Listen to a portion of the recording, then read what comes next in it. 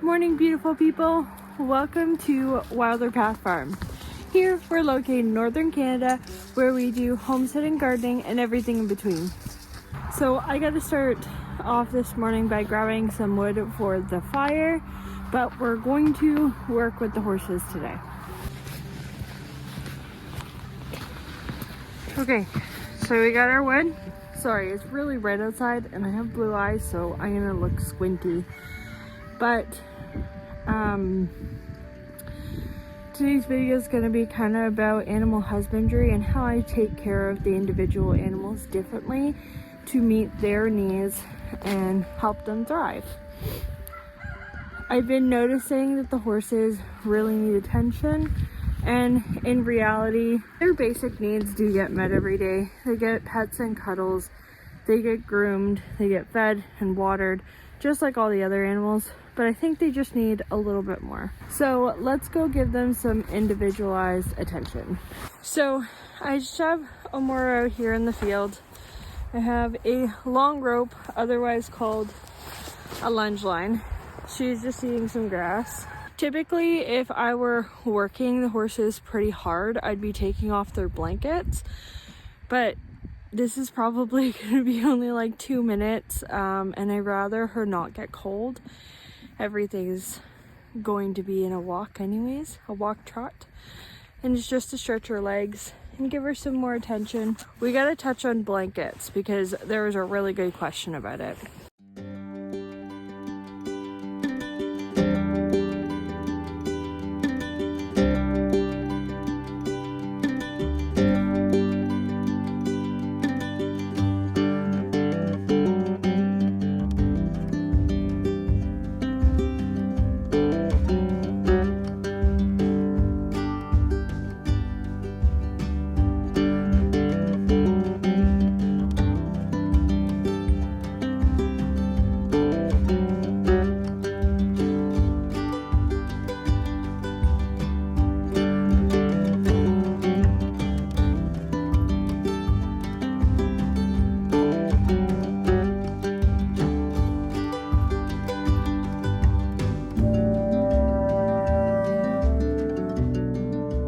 Okay, come walk with me. Okay, so you just saw a very short lunging session with little Miss Amora. Now, she is under saddle, she is riding, but most likely you won't see very much of that on this channel, unless it's requested. But I'd like to keep most of my riding for me and my enjoyment, my rest time. But going back to our animals, now Amora needs a little bit extra attention. She is a baby, and so for people who don't know, she's 3.5 years old.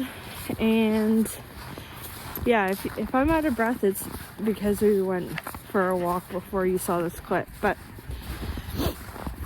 And I'm walking with like full overalls on, a winter jacket, boots, in snow.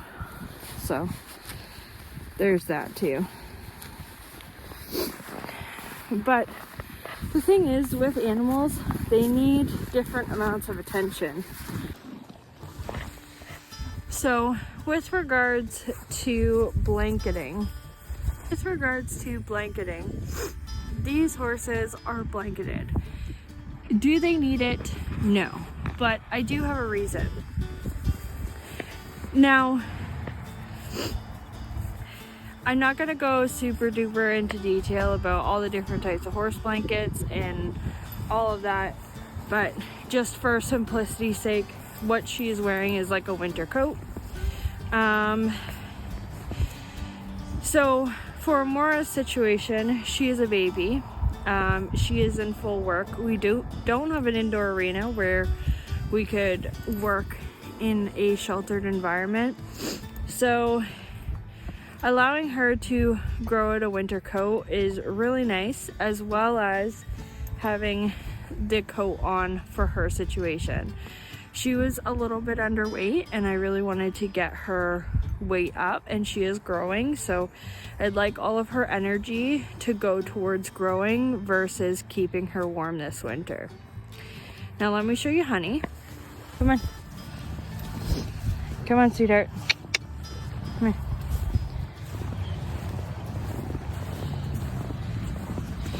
here. So this is Honey.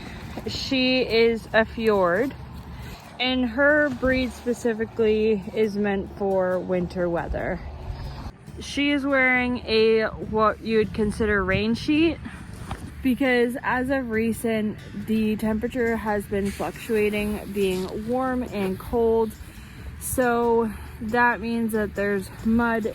So to keep her a little bit cleaner, because she is being ridden right now, it's easier just to have a thin sheet on her. Does she need it? No. I think some horses do need blankets and some don't, and that's up to you and how you're keeping your animals.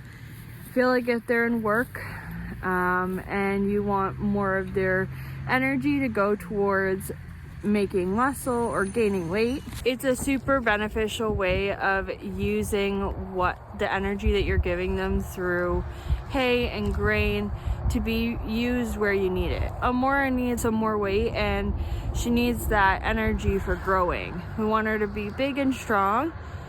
Putting on a blanket is a good scenario for her. Will she always wear a blanket? I don't know, probably not. As it gets a little warmer in the springtime, she definitely won't be, and definitely not in the summer at all. But yeah, I think for like the cold Canadian winters, it's just a good way for me to use her energy that she has. She's grooming me right now, to be put where it's needed. I feel like all animals need a different amount of attention daily, kind of thing, and that's what you kind of commit to when you have animals in general. Now, going back to what I said yesterday about livestock versus pets, yeah, I'm probably gonna give my pets a little bit more attention than the livestock, and the horses do get more attention than, let's say, the goats or the chickens, but that's because they need it. The goats don't need exercise. They have their pen, and that's really good for them. In the spring and summertime, we used to take them out on walks, and we'd go down in the valley, and that was just for fun. Like, it was so that they could graze and enjoy and not just be cooped up in this small little pen. The chickens, I mean, I don't pet and cuddle the chickens. That's just not what I really do. But yeah, so I think just giving the right attention to the animals that need it is really important. These goats do get a good amount of attention, I think, right? Right now they are having some minerals, which is really good to offer goats. So, no, please do not dump it. But yeah, they do enjoy, you know, a nice pet, a nice scratch kind of thing, but are not going to do anything crazy with them. They're not horses. I'm sure they could be trained to do certain things. They're very smart, but they're more livestock breeders, so it's nice to just kind of pet on them, love on them, and then leave them alone. There you are. Here to say hi? Good boy.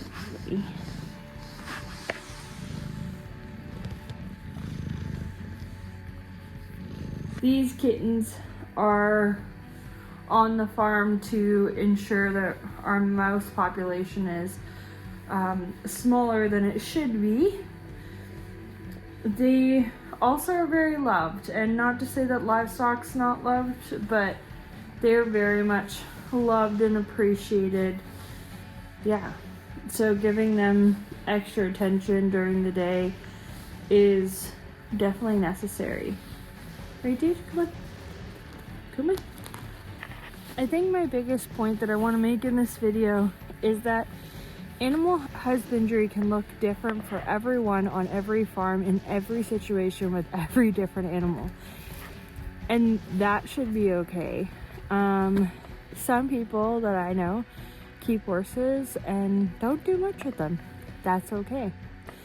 Some people I know own horses and dogs and do shows and all the crazy things. Some people I know own goats and do goat breeding and shows and all that, and that's okay. There shouldn't be a mold as to what is okay and what is not. I strongly believe in meeting the basic needs of every animal, so food, water, and shelter at the bare minimum. But when it comes to additional care, that's where it becomes a choice. Are you going to vaccinate? Are you going to deworm? Are you going to do preventative care? That's where yesterday's video kind of comes into play of determining whether your animal is a livestock animal or a pet and what differentiates between those two. Having animals and many of them takes a lot of work, and I believe that doing the care to the best of my ability allows the farm to be successful and for the animals to be healthy. I've said in many other videos that I do like to feed animals. I make sure that my animals are at a healthy weight. They're not overweight, they're not underweight, but they're healthy, and that's what's important to me. So I think determining what you're going to do for every animal is up to you. We vaccinate the horses for the basic. Vaccines are a controversial topic, so I'll leave it there. But are all our animals vaccinated on this farm? No. Are they going to be? No. And how I do things on my farm is a-okay, and how you do things on your farm is good too. I want this video to be all about animal care, meeting animals' basic needs, food, water, and shelter, and adequate shelter, especially if you're in an extreme climate such as Canada, where we get all 4 seasons, and up here in northern Canada we get a pretty extreme winter. I'm sitting outside, it's -10. It may look warmer than that, it's not. So yeah, I should be wearing gloves. But meeting animals' basic needs, meeting pets' basic needs, giving your animals attention is really important. I just had one more thing to say. The biggest thing for me is that each animal has what it needs and what's naturally good for them. So for the spring, summer, and fall months, all grazing animals will have access to grazing. All scavenging animals, such as the chickens and the meat birds, will have access to forage. And I think that's really important within the whole bubble of animal husbandry. And then also the fact is that I do have the horses, I have the dogs and the cats, which are all pets. But a big thing is I'm not running like a pet farm. I'm running a productive homestead that everything has its part to play, and maybe I should go into that in another video. Animal husbandry can look really different depending on the animal and depending on the person and the farm. For us here, with the horses, just as an example, they get groomed, they get exercised, and they get attention given daily. For the dogs, good girl. Yeah. Come here, Luna. Luna, come. For the dogs, this is pretty enriching. They're allowed to run and explore. They found a mouse over there. They hunt mice every day, as well as they get treats and bones and all sorts of things. For the goats, hi ladies. For the goats, they get they get lots of fruits and veggies that they enjoy daily. They also get pet and brushed quite often. I'd say probably every other day. And then we also leave this brush pile for here because they pick and chew through this stuff and they really enjoy it. I'm looking forward to the spring where I think we're gonna put them like right there, down there in a big kind of paddock area where they can just explore and eat, because that is like super thick brush when it's like not winter. For the chickens, it's a little bit different. They got ample run space. I'm thinking of adding in some pine branches to make it feel a little bit different for them.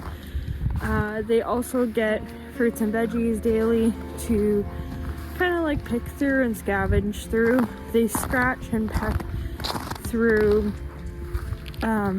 wasted horse bedding, which I put down for them when they don't want to come out during snow or ice, so that really helps them.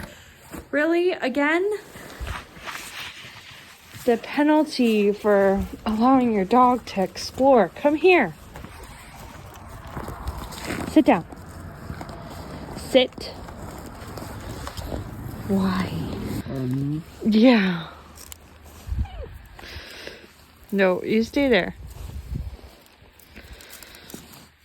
So when you let your dogs explore, they tend to get into some trouble.